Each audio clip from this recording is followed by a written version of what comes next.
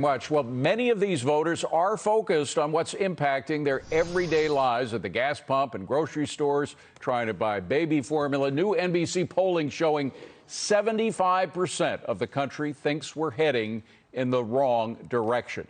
Hugo Gurdon of the Washington Examiner is here with me now to break it all down. Hugo, good to see you. Thank you for being here. I mean, you know, the media, of course, loves to focus on the Trump factor and how Trump may have backed the wrong candidate. So the key is that virtually, you look at the plans, the platforms of these three candidates who are neck and neck, they're very, very similar, aren't they?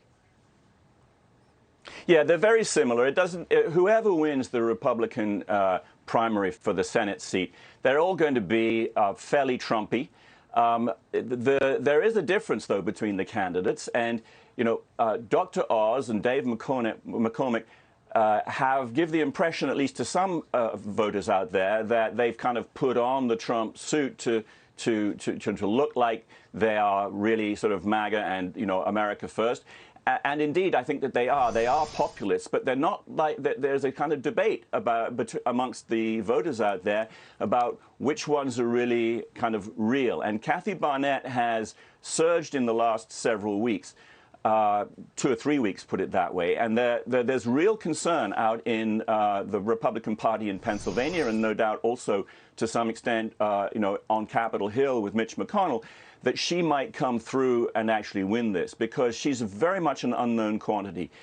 Since she surged and got herself at least level with the other two, more attention has been focused on her. And people are sort of saying that her resume is sketchy, both on the military side and where she actually lived and when she moved to Pennsylvania and all of those things.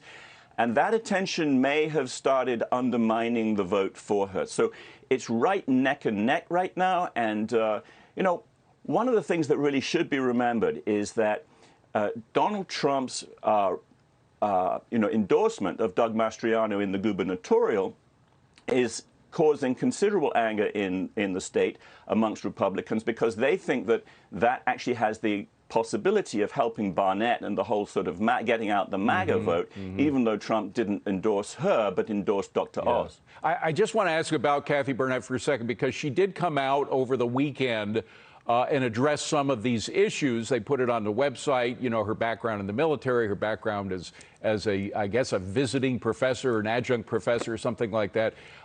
Did she answer all the questions, or do some of those questions still remain? So, and could they haunt her come November if she's the candidate? Yeah, I think that those questions still remain somewhat. You know, look, she did make an effort to answer them, and I don't know if those might raise more questions. Certainly, they are going to affect the vote today with those people who are kind of unfamiliar with her, just because there's kind of questions that have been raised about her. And, you know, to some extent, I mean, she may be hiding nothing, but there's still, obviously, her opponents want to make as much as possible over the possibility that she is hiding something. Hugo, I got to come back to the original point, and we only have about 20 seconds, but come November, voters, I think, are going to be focused on what the economy is looking like for them. Right now, it's looking miserable for them. 75% of Americans, as we say, think we're going in the wrong direction. Won't that overcome any reluctance to vote for any one of these nominees? Yeah, that's a very good point. You know, that absolutely both parties are going to be, you know that inflation and the economy is the biggest issue. It's going to swamp pretty much any other issue. And I'm afraid that for Biden, you know, that inflation is just baked into the pie. He's not going to be able to escape that, and it's going to still going to be high. If voters are angry about this, they will probably turn against the party that's now in power, and that's against the Democrats in favor of the Republicans. Hugo Gurdon, great to see you, Hugo. Thank you very much for being here. Appreciate it.